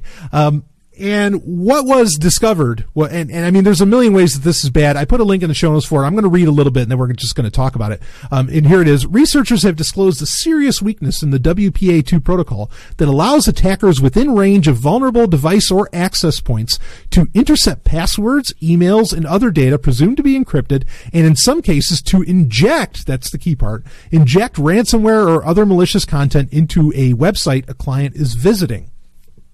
The proof of concept exploit is called crack, short for key reinstallation attacks. So they couldn't they just call it cray, K-R-A? I mean, I know they probably get confused with the supercomputers. They're spelled differently, but whatever. Anyway, the research has been a closely guarded secret for weeks ahead of a coordinated disclosure that was scheduled for 8 a.m. on Monday, East Coast time. A website disclosing the vulnerability said it affects the core WPA2 protocol itself and is effective against devices running Android, Linux, and OpenBSD, which that shocked the hell out of me. We got to break this down a little bit more in a minute. And to a lesser extent, Mac OS and Windows, as well as MediaTek Linksys and other types of devices. The site warned that attackers can exploit the flaw to decrypt a wealth of sensitive data that's normally encrypted by the nearly ubiquitous Wi-Fi encryption protocol. Quote, this can be used to steal sensitive information such as credit card numbers, passwords, chat messages, emails, photos, and so on, end quote. Researcher Matthew Veenhoff of I cannot pronounce that in Belgium. Anyway, he goes on, the attack works against all modern protected Wi-Fi networks. Depending on the network configuration, it is also possible to inject and manipulate data. For example, an attacker might be able to inject ransomware or other malware into websites. Anyway, and there's examples, there's videos showing the exploit in action. And the way that it works by taking advantage of the four-way handshake that happens, which is a great way to secure WPA2, but it takes advantage of that. I don't know that we necessarily need to get into all the technicals on it. The write-up that I put in from Ars Technica describes it very well. But let's just break down the practicality, what can be done, what's going on here exactly, okay? Here's the interesting thing. This is not something that can be patched at the router level. Okay. These kinds of things will happen via, with hardware where it's not necessarily a part of the protocol itself. And usually you update your router regularly, which I recommend. I always recommend checking for router updates at least once a month of your, the router that you have in your house. But that's not going to cut this. This is happening at the device level where this is able to get taken advantage of. Not good, okay? Because you literally have to update every fucking device on planet Earth. And how many billions of devices are out there, Android or otherwise? And Android in particular, and this is funny, later versions of Android, as in 6.0 and up, are more susceptible than older versions of Android, which usually we find out about these vulnerabilities and it's the other way around. It's like, yeah, everything before version 4.2, that's because there were major changes after 4.2. But everything previous to that, you could attack it with anything. Not so with this one. With this one, it's the newer versions that are far more susceptible to it. Now, they mentioned in the article how Mac OS and Windows weren't as susceptible as other operating systems, including Linux and BSD, which I was really shocked about BSD. The irony is that's kind of a fluke. Okay, now first off, Microsoft already patched this in Windows 10 before the announcement even happened. Okay, they patched it like a week or two beforehand, which good on them for being out in front on this because they're ahead of everybody else actually. And part of that, admittedly, part of this, you didn't know that was happening, but, Windows 10 has the forced updates, which, yes, I understand why there can be concerns about forced updates. I understand all of those, okay? But this is one of the arguments for why forced updates can be a very good thing. They can patch this stuff before they can even tell you what it is, as to where normally, like somebody who's really security-minded would be like, oh, wait a minute, what does this update do? What does this update do? And I understand that mindset, and I respect the fuck out of it, and I agree with it, actually, okay, by and large. But the argument for, updates like this, with forced updates that you don't know what the updates are necessarily, is that it allows for, in this kind of condition where there was like a set time that they were going to reveal all of this, they can already have it patched ahead of time and you don't have to sweat anything. So Microsoft was way out in front. Phenomenal. Google, as far as patching Android, which is very susceptible, Oreo devices and like the Pixel line will be getting a push on November 6th. Not until November 6th. What is it, October 21st? Interestingly, Lineage OS, which is the successor to CyanogenMod, which is, an alternative version of Android, they already patched it. Like they beat Google to the punch, which I think is awesome and remarkable at the same time. Okay. But anyway, I was going to say, so Mac OS and Windows, the reason that they weren't as susceptible to the more, cause there's different ways in which crack can affect your system. Okay. Or can affect the data that, going between your system and a router or something else. They fucked up. That four-way handshake, they kind of fucked up the way, like they messed up the code and how they implemented it. It still works, but it's not the traditional setup that, standard setup for the protocol because they fucked it up. So again, it was a mistake because they made a mistake in their implementation of WPA2 in Mac OS and Windows. It actually kept this exploit from working against those systems for the most part. I mean, there's still a couple little areas, but the major ways where like you could get, system injections, it bested those completely by mistake. But the Windows 10 patch that I was just describing for this was completely intentional. Okay. So if you're running Windows, you're fine. If you're running Linux, you're not fine yet. As far as I've seen, the last update I looked at is that, not all Linux systems have been patched yet. OpenBSD, they'll have that licked in no time. As far as what to do about this, look, I'm not going to make I think it's ludicrous to make the argument, well, if everything go hardline, you can't trust wireless, blah, blah, blah. No. I'm not going to tell you that. Okay. Like we said, systems are already being updated. Even Dell pushed out a specific update, like hardware updates for most of their, in fact, even computers going back quite a few years. People are getting on top of this. It's going to take a while before everything is patched from this. No doubt about that. Okay. What I am going to recommend is just please do, be, whether it's a mobile device, a laptop, whatever, make sure you're updating shit. Okay, make sure you're updating this shit. Is maybe not. You don't have to do it like right away, but as soon as you hear about it, like, yeah, get to updating things. That is so important. And buy hardware that is going to get regular updates. Okay, now Microsoft patched with Windows 10, so just about anything running Windows 10, you're fine. Okay, but like with phones. Maybe buy phones that have a great, from manufacturers that have a great track record of updating their devices regularly to the latest versions of Android and putting out security updates and everything, which sort of, in a way, only leaves you with, so it depends on, also with the manufacturer, it can depend on the phone. If it's their flagship, maybe they'll update it better than their lower end phones or something. But you're, in a way, with Android particularly, you're left with either like Samsung or Google themselves. HTC's kind of dead, kind of. There's a lot of these other ones where, they're going by the wayside. Moto depends on the Moto device that they'll update it. But yeah, make sure be very, very particular. Look into, this is such an important thing when you're buying new hardware, when you're buying new devices. What does their update history look like? And if it's a good looking update history, and it gets updates a lot, good, feel a little more confident, put down an extra $100 or whatever you need to put down to be able to get that. I think it's that important for that to happen. On a larger point, there's, other than what I just described, really, there's not a whole lot you can do. And it points at something. It points at an abstract notion that I want to lay on you here. We years ago on this show, we read a blog post by Quinn Norton. Okay, she's awesome. We'll just put it that way. Security researcher, the whole thing. She's great. Programmer. And she wrote a fantastic, scathing blog post saying everything is broken. And you know what?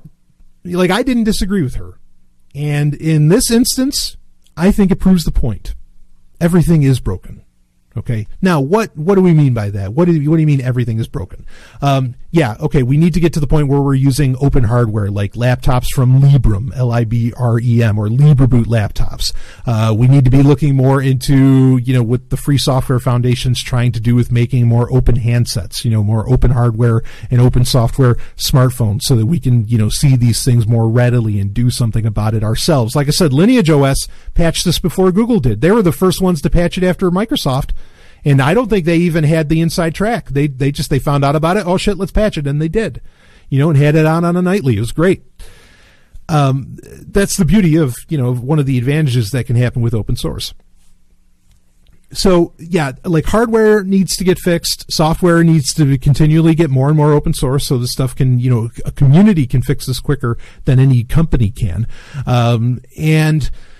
Those are all very real solutions. But then the other part of it too is that, and I know this will sound crazy to some people, but I mean this.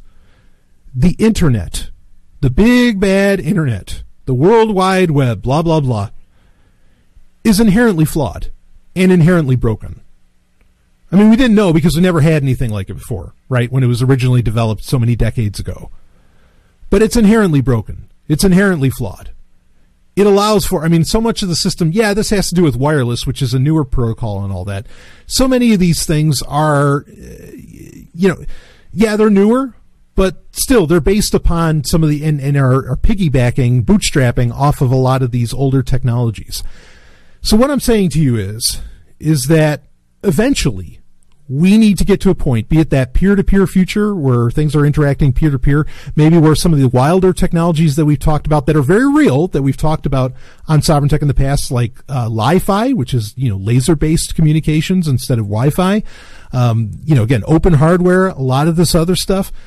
We need to get to a future where those things are the norm, where mesh networking is the norm, where, all of these different ways that systems can connect become the norm.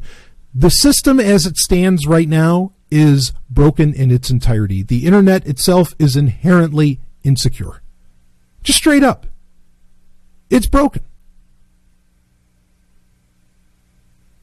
We get a lot of these legacy systems. I'm not saying like kill everything. I mean, hey, IRC is great, email something, is nice, blah, blah, blah. I understand. But so many of these legacy systems, they just need to go. They need to die. Put them out to pasture already. And the problem is that the alternatives to how all this works, the NSA can't so easily get into, because now what's happening is Vint Cerf himself, one of the godfathers of the internet, he said the one thing, or maybe it was Tim Berners-Lee, whichever one of them said it, the one thing they wish they put into the internet and, into TCP/IP and all that, into those protocols, was encryption, and they didn't. And, we've been paying for that really ever since. It's amazing what the internet has provided, but that doesn't mean it's the end all be all. Just like, when you talk about Bitcoin. Yep, Bitcoin's amazing, Bitcoin's great, it's king of the hill. It doesn't have to be the king of the hill forever. Let's not be blinded to, just because we want to hold on to Bitcoin and have some incredible value, let's not be blinded to the idea that, maybe something better could come along. Why? Just because you love this one thing, you don't want to allow for other advancements, improvements, innovations, and all that? That's ridiculous. That's so against the entire hacking ethic, hacking as in heroes, the entire hacker ethic that, that has been fostered for so long, that has brought so much of the future that we have right now. It's a ridiculous way to think. But why won't we get there? Well, because the NSA wouldn't have as much power if everything was being client-side encrypted.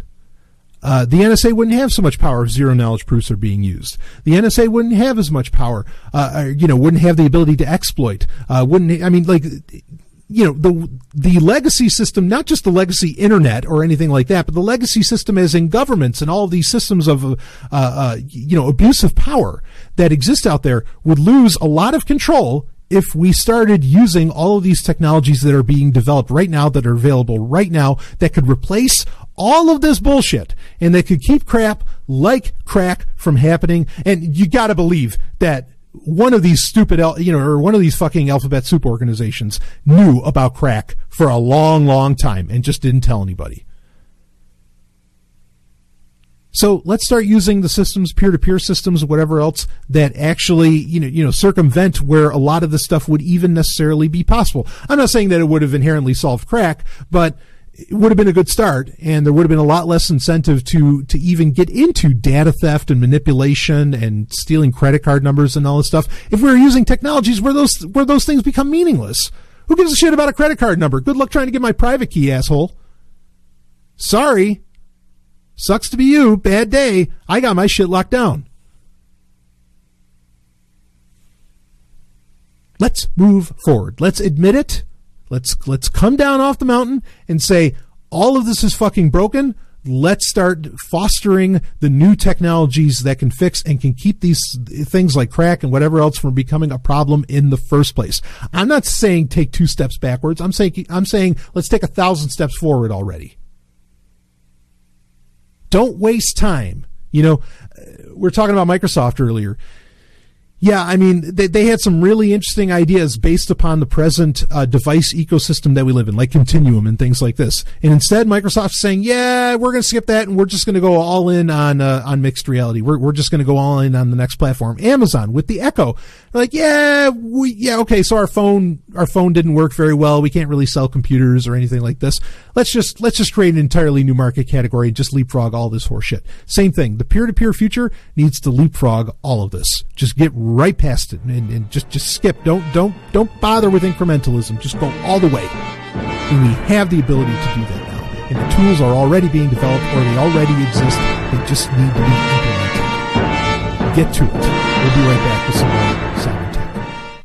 Woo! You want to keep an eye on the future and the technologies that are pumping up the future, kind of like Zencash, like I mentioned, or Zcash, or Bitcoin, not pumping up as in pump and dump, but like as in making it finally happen. Keep an eye on cryptocurrencies and blockchain technologies at cryptocompare.com. I keep this website open all the time, always keeping an eye on what's going on. What's the new hotness? What's strong and solid going forward? What are people getting excited about? Because there's a huge social element there. What's the latest news? They've got it all covered. It is your one stop, not really a shop, but your one stop for everything going on in the cryptocurrency space. I mean, I can't recommend this enough. Cryptocompare.com. Hit up that website, get on board with it, and I thank them so much for sponsoring Sovryn Tech. And keep an eye on that Zencash price, baby. Woo! Game Talk. It is time for Game Talk. We haven't done a Game Talk in like 2-3 weeks. and I would there's so much to talk about every week. Sometimes, at some point, I'll get back to where I can actually do every single segment in a show. Sometimes, at some point, we'll get there. But all this, I mean, the thing is that tech news is so wide-ranging now. It covers so many aspects of people's lives. I mean, you have to, any one topic can easily be an entire 2-hour show. So, sometimes I let certain segments, kind of fall by the wayside to talk about other things or to make sure I have time to get, certain points out and everything.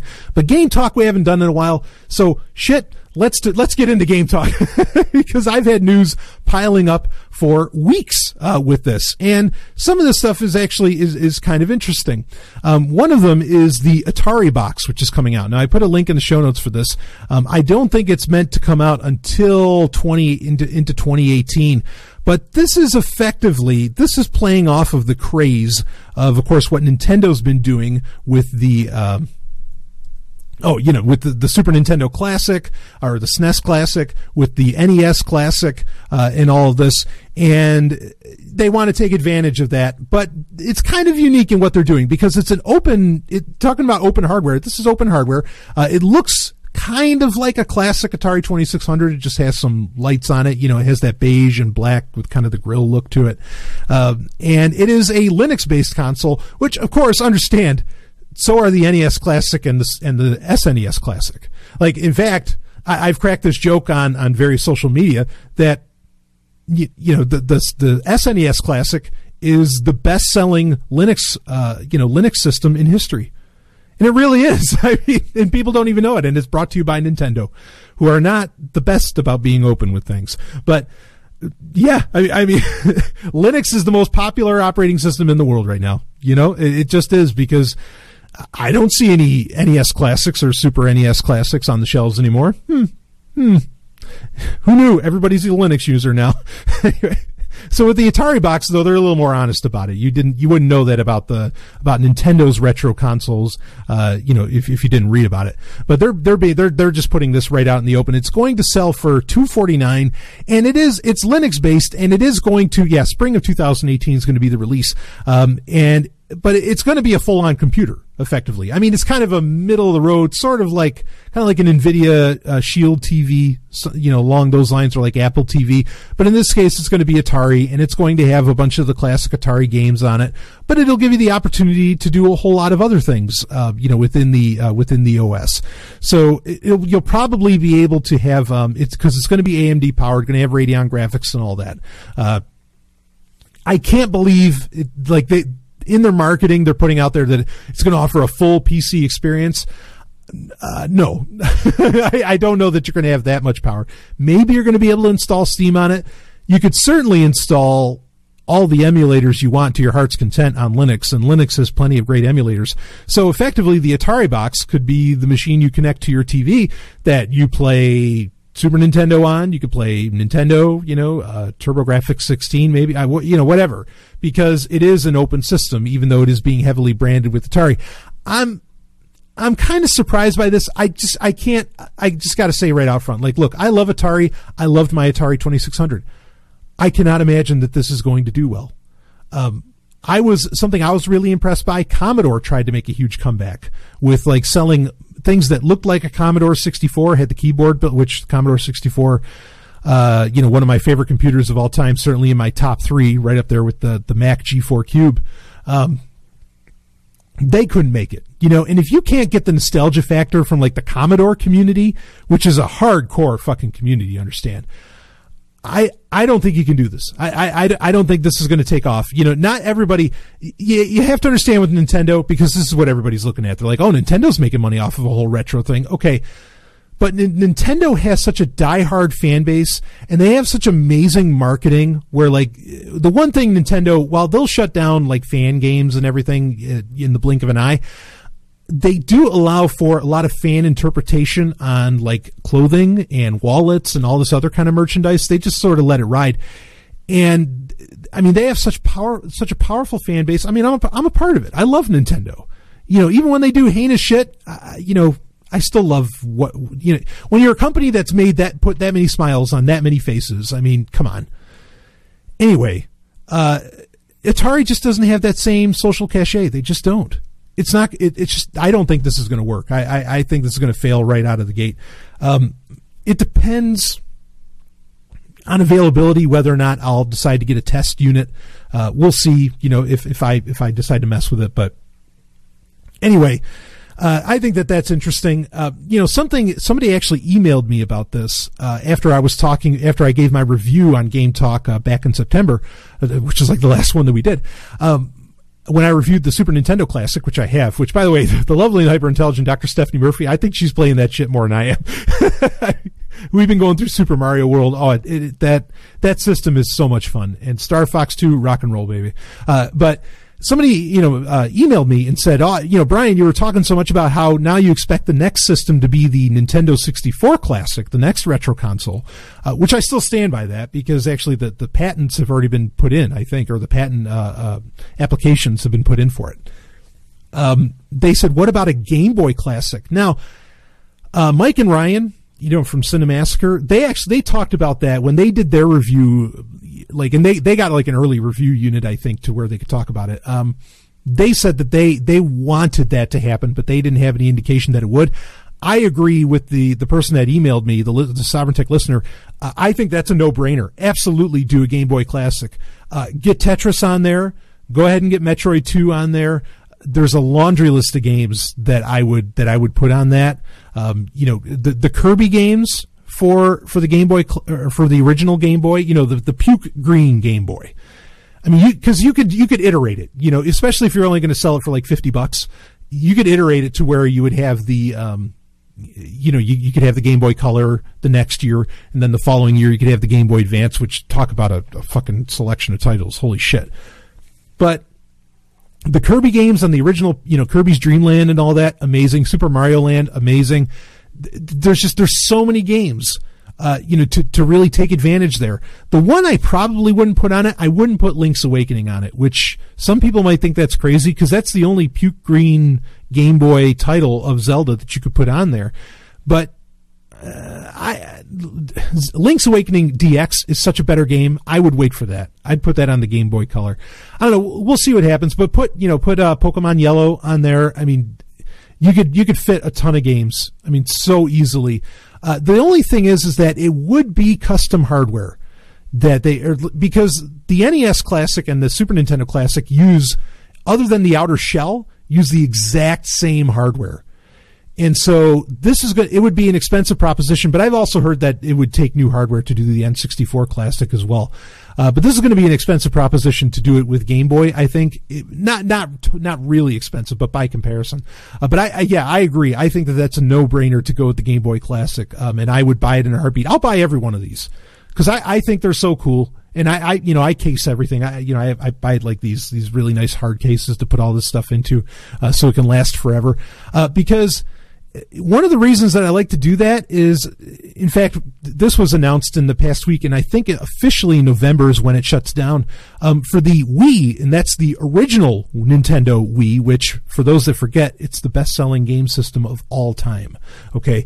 The original Nintendo Wii, they are shutting down the eShop, which is how, the Wii could connect to the internet, and there was an eShop where you could buy virtual console titles. You could buy classic Nintendo titles, or you could buy games that were specifically they called it WiiWare. I loved my Nintendo Wii. Like, I fucking loved the thing. I totally skipped the Wii U, but I loved the original Wii. But they're closing the eShop. So what you have to do is you have to download your games onto your Wii before that closing date hits.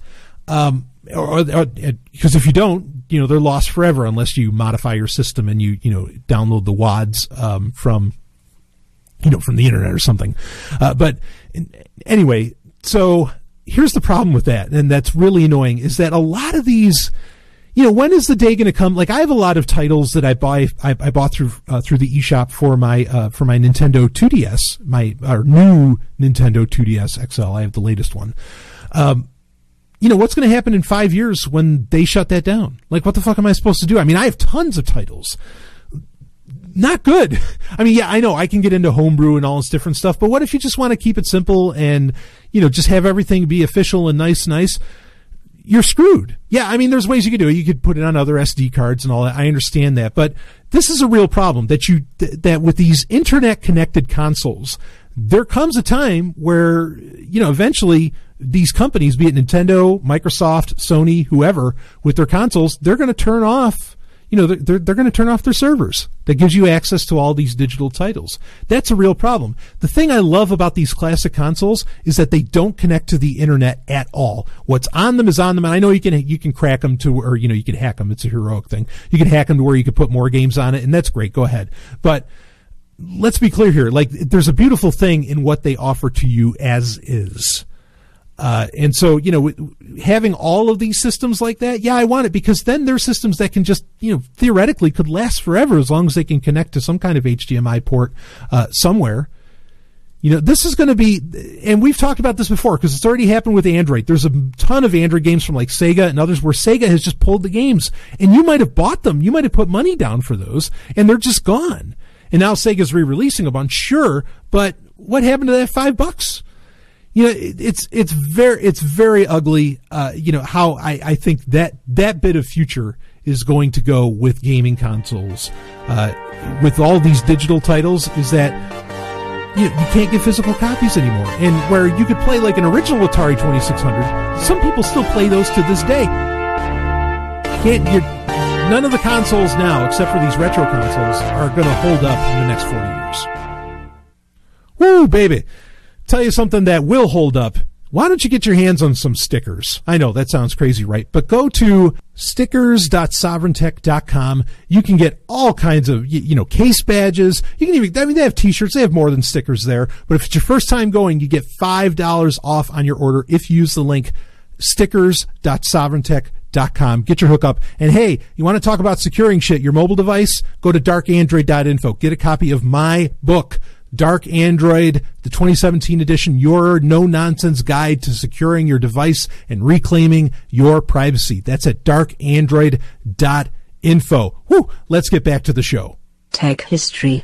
It is time for tech history, and I've got something, speaking of phones, I have something, a very interesting piece of history that I want to talk with you about, and it is what one could argue, there might be other examples out there, but what one could argue is the very first phone. And what may shock you is that it's over 1,000 years old. I'm going to read a little bit of the story here on this 1,200-year-old telephone, amazing invention of the ancient Chmu civilization. Now, the Chmu civilization is one that you probably don't hear about a whole hell of a lot. And part of the reason being, this is a civilization that cropped up. So it came out of the, I'm not sure how you pronounce it, but it's Moche or Moshe civilization in Peru. Okay. These are one of the, so what you had was, okay, they came into being around 900 CE. All right. You have the Incan civilization, the Incan Empire, or the Inca Empire, that, was just conquering all of these slightly more minor civilizations. Kind of at its height, the Chmu would end up being something along, over 100,000 anyway would be their civilization. But it'd be a full-on developed civilization. It has its own artwork. It's, entirely its own culture, language, the whole thing. But they would later on, hundreds of years later would end up getting, this would be in the 15th century, would end up getting conquered, by the Inca Empire. So, that's part of the reason probably why you haven't ever really heard of them much, is because, they would just get subsumed. And this, of course, has happened many times throughout history. But anyway, they are a very unique people, very interesting people. Some of the stuff they pulled off, nothing feels terribly advanced, even though this 1,200 or potentially 1,400-year-old telephone might be a bit of a different story. Nothing terribly advanced. Like, their art style is kind of unique. It's monochromatic, but it's very detailed. A lot of metal work. It wasn't something, they didn't have anything remotely like a market economy or anything like that. It was all very top-down, very hierarchical. But what's interesting is this little telephone that ended up getting found. So let's read on here. Let's see. Reportedly found in the ruins of Chanchan, Peru, Chanchan was the capital of the Chmu empire. I don't think you could really call it an empire. They didn't really conquer anybody. But anyway, the delicate communication artifact is thought to have been made 1,200 to 1,400 years ago and is known as the earliest example of telephone technology in the Western Hemisphere. The seemingly out-of-place artifact is evidence of the impressive innovation of the coastal Chmu people in the Rio Moche, I know I'm pronouncing that wrong, valley of northern Peru. Ramiro Matos, curator of the National Museum of the American Indian, told the Smithsonian, quote, "This is unique. Only one was ever discovered. It comes from the consciousness of an indigenous society with no written language," end quote. Now, that's an interesting point to bring up that we'll talk about more in a second. So anyway, reading on, the early telephone appears to be a rudimentary speech transmission device, much like the lover's telephone that has been known for hundreds of years, but which became popular in the 19th century. It was usually comprised of tin cans connected with a string used to speak back and forth, and mostly seen as a novelty. So Stallion breaking in. So you know what we're talking about with the lover's telephone. This is that thing where you take a couple of cups and you put it between a piece of string. This Chmuan telephone looks very similar, okay, to that. But that's the basic idea of what this is. And you can do a few feet. Maybe you could go from like a window to window in a very cramped city or something, with the lover's telephone that people set up with their cups. But this is the basic idea. But understand, even that simple concept of a, tin can and two tin cans and a string, that didn't become a thing until like 1,000 years later, after this Chmu telephone, was supposedly invented. So let's read on here. This ancient Chamu device, described as an instrument, however, is composed of 2 gourd tips bound with a length of cord. Length of cord. Why did I say corn? Got fall on the mind. The gourds, which 3.5 inches long, are coated in resin and act as transmitters and receivers of sound. Around each of the gourd bases is stretched hide membrane. The 75-foot line connecting the 2 ends is made of cotton twine. The simplicity of the device disguises its implications. This one-of-a-kind artifact reportedly predates the earliest research into telephones, which was done in 1833, which began with non-electric string devices, by more than 1,000 years. The Gordon string device is too fragile to physically test, but researchers can piece together how the instrument might have worked. What they must continue to speculate on, however, is how the Chamu used this ancient phone. What was its purpose? As the Chamu were known to be a top-down society, it stands to reason that only the elite or priest class would have been in possession of such a valuable instrument, posits Matos. The precious telephone, with the seemingly magical ability to channel voices across space to be heard directly in the ear of the receiver, was, quote, a tool designed for an executive level of communication, end quote, said Matos. There might have been many applications, such as communication between novices or assistants and their higher-ranking elites through chambers or anterooms. No face-to-face contact would have been needed, preserving status and ensuring security. Like many other ancient marvels, it might also have been a device to astound the faithful. Disembodied voices emitting from a handheld object might have shocked and convinced people of the importance and station of the upper class or priests. Now, stallion breaking in, I want to talk about that. I mean, that is, sadly, might be the most likely of the bunch as far as what this was used for. So many, it's important to understand that in a multitude of cultures, not just in Europe, a lot of times the priestly class, which I would argue were the first authoritarians in many sense, okay, when it comes to humans developing societies and civilizations, even in a tribal context with the shamans, all right. Shamanism, just turns into a priestly class sooner or later. Now, the priestly class would be, we're kind of, in my opinion, anthropologically, are the original authoritarians. And so they would need to, if anybody came up with something that would threaten their power, which technology can both empower, say the ruling class or authoritarians, but it can also take power away from an authoritarian group and put it into the hands of the individual. And I don't think it's unfair to say, and I've talked about this many times in more depth on Patreon episodes, that accusations of black magic, accusations of, being in league with the devil or whatever that happens to be, say, in South American societies, in the past, and even in the ancient past, those are like claims of heresy are often used to shut down some kind of amazing technology. Now, the outcrop of that, or the byproduct of that, is that the priestly class gets to take advantage of that technology because they're the same ones that shut it down. And so I could believe that somebody, or even the priests themselves, because they were they were the holders of knowledge, I could believe that they would come up with something with a device like this, like the Chamu telephone, and they would use it to, have, I don't know, whatever their will would be, whatever they wanted, whatever their mandates were that they wanted the people to believe, they would, say, oh, well, put this to your ear and you will hear from, Quetzalcoatl, or, the Chamu didn't believe in Quetzalcoatl, but that was much later. But you will hear from the gods, and they will tell you what you need to do. And amazingly, the gods speak in your language. I could really picture that. That's how it went down.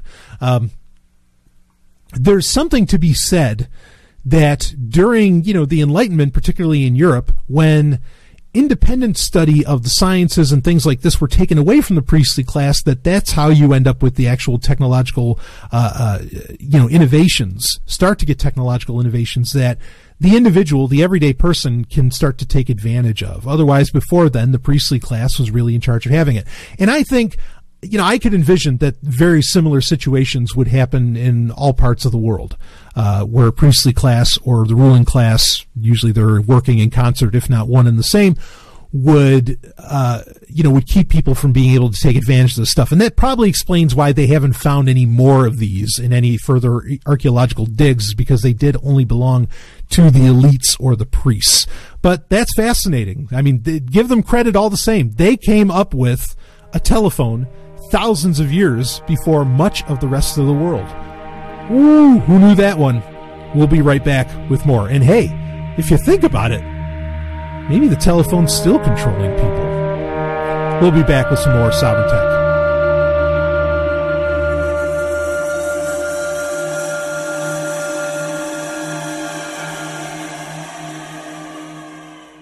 Babylon 5 ended a great war and united 100 alien races in peace. Danger didn't die.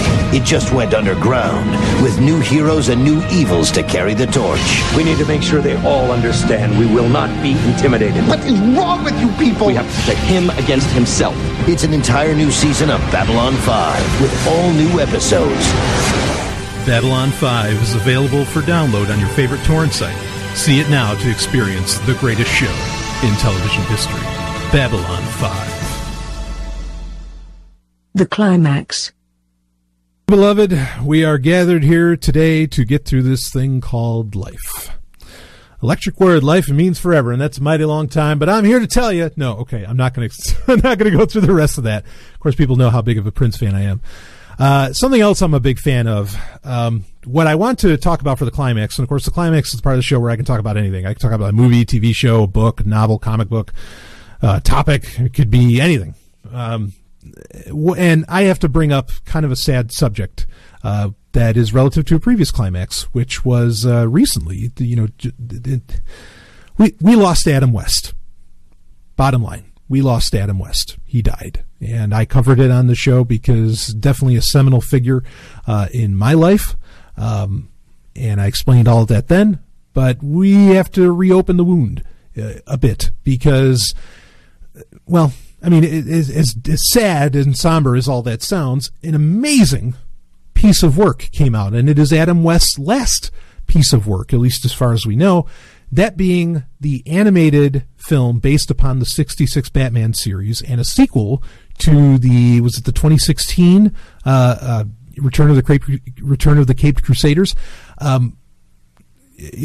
We have Batman versus Two-Face. This is the 2017 animated film with reprising roles. I mean, Adam West is back as Batman doing the voice. Burt Ward is back as is doing Robin. Julie Newmar is doing Catwoman. I mean, everybody that they could possibly bring on board, to do the actual voices to reprise their classic characters, they did, just as they did in 2016 with Return of the Caped Crusaders. Now, Return of the Caped Crusaders was phenomenal. I did a full review of that. That was something that I had waited my whole life for more Batman 66, please. And I do read the comic books, of course. The Batman 66 comic book that's been running for a couple of years now is one of the most popular comic books in the world at the moment. Because, and I've talked about this, I've talked about the reasons why, partly being is that people need something a little more jovial in their lives. And the 66 Batman delivers that. I've said on multiple occasions that the 66 Batman, Adam West's Batman, is my Batman. He always will be, always has been. That's one of the reasons that I like Batman Forever so much, was because it was, going back to more of that 66 Batman style, which I really like. So this is really cool. We knew this was coming. We knew there would be a sequel. We knew that when we talked about Adam West's passing, we knew at the time that there would be one more film that he would be a part of, one more animated film. And the one from 2016, when he was still alive, Return of the Caped Crusaders, was so wildly successful and so wildly popular and well received and reviewed that, I mean, DC, said, well, Warner Brothers, I should say, said, fuck yeah, we'll make another one. And fortunately, they did it in pretty short order, and we were able to get, one last performance out of Adam West. And it's a phenomenal performance. This is a fantastic film, very different from Return of the Caped Crusaders. Not very different for Batman 66 in the abstract, but very different from Return of the Caped Crusaders. With Return of the Caped Crusaders, they kind of, with that movie, which was awesome, and I think I still like that one more than I like Batman versus Two-Face. With that one, they just had to jam in as much Batman 66 and as much of Batman's history beyond Batman 66 into one movie that, like, I mean, it was just, you know, it was just hit after hit after hit after hit. It was nonstop. As to where I feel like with Batman versus Two-Face, and there's a lot of other things to talk about with this, I feel like with Batman versus Two-Face, what we fortunately were able to get was one last great story. Not, you know, not a patchwork, throwing in everything that they possibly could for, you know, from the Batman 66 legacy, but we get one last great Batman 66 story in an animated form. Admittedly, if this does well, and as far as I know, it has done, I mean, it's been very well received, and as far as I know, it is doing very well. Warner Brothers has said, or Burt Ward has hinted at, that he was told in a meeting that there could be more of these. I'll talk about that quickly.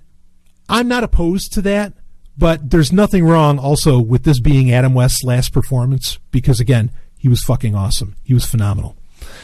But this is one last great Batman 66 story that we got to experience, and it delivers on everything. You know, the music's there. I mean, there wasn't as much homage and as much, you know, jammed in like there was with Return of the Caped Crusaders, which I think really helped make it that great. But that really doesn't take anything away from this. It's just that there's not as many things to, like, necessarily, you know, point out so much. But they got the same team doing the music, doing the musical score, and it worked beautifully in it. It was so cool. I'm disappointed. La La Land Records, as far as I can see, they released the score for Return of the Caped Crusaders. They have not released the soundtrack yet for Batman vs. Two-Face, which I will get as soon as it comes out. If it comes out, I really hope it does, because it's a very enjoyable score, even though it hit a lot of the same notes that Return of the Caped Crusaders did. Again, same musical team. Directed by Rick Morales. I mean, just did a fantastic job. And look, animation directors are, I mean, they're incredibly important. They're serious as a heart attack. And he delivered with this. I mean, right from the opening scene, spoiler alerts, right from the opening scene where Batman is talking to Catwoman, who's in jail, and he's like sitting on the side of like her bars, like, you know, hanging off the side of like Arkham, which that was cool to have Arkham, you know, put into. I mean, that's been one of the best parts of Batman 66, the comic, and of these two animated films now, is that they've been able to introduce a lot of really great characters or story gimmicks and concepts like Arkham Asylum and others that came after Batman 66. And so, but it allows it to just enrich that universe even more, which I think is great. In fact, even you get, so there's a few other, like Bookworm, who was originally played by Roddy McDowall, who of course he's, you know, long past. But Bookworm is in this. You know, there have been, King Tut was in this. They put in a few more. It's not just Two-Face. There are other villains in this, but there's also an introduction of a character that will obviously become Harley Quinn, and so that was really cool. You know, to see her involved as well. Beyond that, you know, let's talk about Two-Face, because this is a character that was never in the original Batman series. So when I was first announced that Batman versus Two-Face was going to come out, I was so excited for this, because it's like, oh great, we get to bring in this awesome villain into this tapestry, into this the 60s tapestry that is so much fun. It is theater of the absurd, and you could really go far out with it. And Two-Face is a character that, you know, is dealing with split personalities and everything that could do very well in the theater of the absurd, which is the genre that the 66 Batman belongs to. And he does. And it's all because of William fucking Shatner doing the voice for Two-Face. That was great. To have such a 60s icon also get put into the fold of the Batman 66 universe is priceless. That is absolutely priceless. There is nobody else that they should have put in there than him. That was the perfect choice. You know, the only other thing if Leonard Nimoy were fortunate, you know, if he were still around, it's so sad. But if he were still around, that would have been a great choice as well. But I mean, that's exactly who you want to bring in. That was so cool to have William Shatner and Adam West. Like, their voices just played off of, and their deliveries played off of each other so well. It was so well done. And they made Harvey Dent, you know, the Two-Face's original, you know, persona. They made his character look like William Shatner, look like a 60s Captain Kirk. I mean, it looked like you were watching Star Trek, the animated series. And that's a good thing. That was good. That delivered. That felt right. And so I was very, very pleased, by that, you know, in it. And some of the things, you know, I gotta admit, like Julie Newmar's sound, Some people have said Adam West, I mean, I think he delivered a great performance. I feel like in this one, you could hear the age a little more on most of the characters than you could in Return of the Caped Crusaders. I don't know why that is. Maybe it's the speakers I was listening to it on. I'm not sure. That's something I have to chew on. I'll definitely be watching this over and over again because the 66 Batman is one of my favorite TV series of all time. This delivers on everything that the Batman 66 series needs. It's sexy. There's plenty of points where it's very sexy. In fact, well, I don't want to give, there's some spoilers I don't want to give away, but I mean, Catwoman's great, and everybody's just so cool. And you get Joker. Again, all the characters are, most of the main characters are there in one form or another, which is really nice. But, speaking of having any more of these, yeah, I would love to see Harley Quinn in the 66 Batman universe. There's a lot of characters. Clayface, Scarecrow. I mean, there's a ton that I would love to see in the 66 Batman universe. I don't know if they would use like Adobe's voice technology that allows you to mimic the voice patterns and thus the voice and make them say anything you want of Adam West, or if they'd bring in somebody that could like do a mock-up of Adam West. I'm really okay with that. I understand why some people aren't and why they may be vehemently against it. Believe me, I completely understand. But I'm really okay with this, especially because Batman 66 is so hot right now. And because of stupid intellectual property laws. I mean, that's not, that's being redundant. Stupid laws, yeah, they all are. Okay, but because of stupid IP laws, we didn't get any any 66 Batman for decades when we were hungry for it. In the 90s, look, in the 90s, they were schlepping around fucking galleries and an old Ford Futura and all that, in malls, doing a mall tour of the 66 Batman because it was still so popular in the 90s. It was with me. I was growing up with it. Man, it's such a lost opportunity. So if we can make up for lost time, let's do it. Let's make that happen. I am so on board with that. I am so okay with that. So, but I had kind of a realization. Batman versus Two-Face, watch it. It's fucking awesome. It's great. It's a great detective story. It's got everything you want. There's hilarious lines in it. Adam West delivers the performance of a lifetime. And yes, you can do that in an animated setting. William Shatner is at top of his game, even though I have problems with William Shatner on Twitter these days. But regardless, all very, very cool. I kind of came to a realization watching this. Because there's moments, with any of my favorite franchises or any medium, any movie or TV show or whatever that I happen to be watching, most of the time I find myself really liking the villains. Sometimes I end up liking the heroes, but it's very rare that I so much like the heroes as much as I like the 66 Batman. Like, I'm such a big fan of Batman in general, but particularly that. And I kind of came to a realization recently, and the realization is this. And I should have come to this realization a long time ago. Whether it's a hero or a villain, pretty much any character that is a representation of Sherlock Holmes is going to be my favorite character. Like, and I'm just going to totally relate to them. Like in Star Wars, Grand Admiral Thrawn, the villain, right? Grand Admiral Thrawn, he's Sherlock Holmes. That's all he really is. Batman is Sherlock Holmes, just with, far more muscle bound and maybe more sexy and a whole bunch of other stuff. Okay. But really, he's Sherlock Holmes. And, I could go down a list, quite a long list of all these different characters that at the end of the day are really based upon, Sherlock Holmes. Now, the one example that I might not give would be like Data, from the Next Generation, but he wasn't always Sherlock Holmes.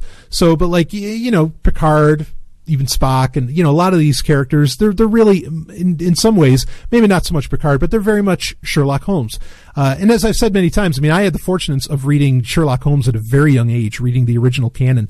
I tell this to people all the time. I say, all you need to do, if you want a kid to have an education, you just get them to the point to where they can read. Whatever, do your stewardship so that they can get to that point, and then hand them the original Sir Arthur Conan Doyle Sherlock Holmes canon. And they will learn everything they ever need to learn in life because they will understand logic. They will understand reason. They will understand, all kinds of things that those books so beautifully put on display. They are such masterpieces. And I think the appeal to Batman is he's in this crazy, especially in Batman 66, he's in this crazy world and he's such a straight shooter. But, and he just has this amazing, like, out-of-nowhere detective prowess. He's Sherlock Holmes. And so I think that's really cool. But anyway, that's what I've come to realize, is that really the character I love is Sherlock Holmes. And wherever he happens to show up, be it Batman, Grand Admiral Thrawn, or whatever, that's generally the person I'm rooting for, So that was kind of cool. But Batman vs. Two-Face, to have Adam West and William Shatner going at it is worth the price of admission all the way. But it's a tremendous Batman story in itself. Anyway, that's it. That's enough for this week. I will see you on the other side. Become a patron, SovrynTech.com. Do it. See you on the other side. You experienced Sovryn Tech. Go to SovrynTech.com. That's SOVRYN Tech.com. And connect with us there. Find links from today's show and catch our podcast feed. Sovryn Tech is copy heart. Copying art is an act of love, and love is not subject to law. So please share the show however you like. Welcome to the evolution.